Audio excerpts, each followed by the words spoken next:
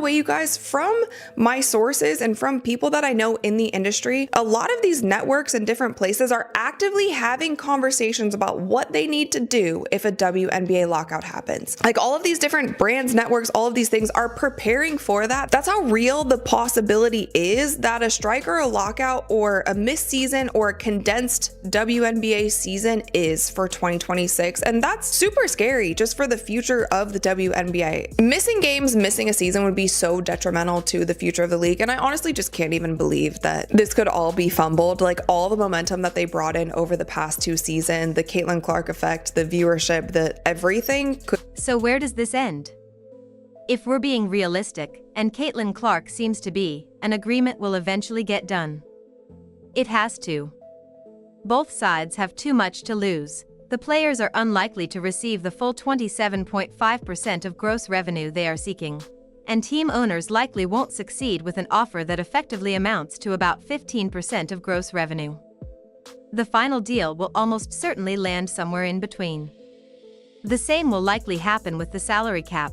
It probably won't reach the roughly $9.5 million the players want, and it likely won't stay at the $5.65 million level the league initially proposed.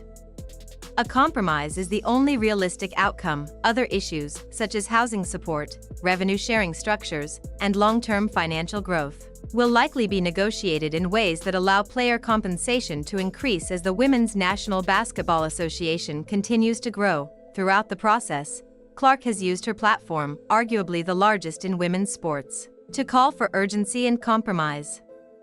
Her message has been consistent. The fans deserve a season. The pioneers who built this league deserve a season. And the game itself is what creates the revenue everyone is negotiating over in the first place.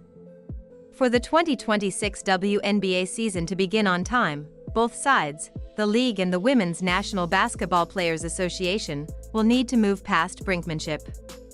That means less public posturing, fewer media leaks, and more direct, face-to-face negotiation. In the end, the solution is simple: get in a room, work through the differences, and reach an agreement. The momentum that players like Clark have helped generate has brought unprecedented attention and growth to the league.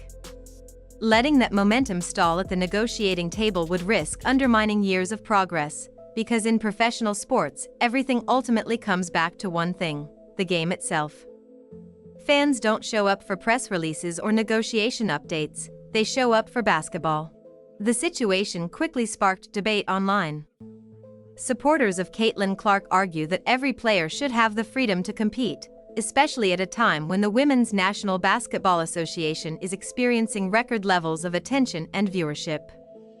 Clark's arrival has brought a massive surge of interest to the league, with sold-out arenas, higher television ratings, and millions of new fans beginning to follow the sport.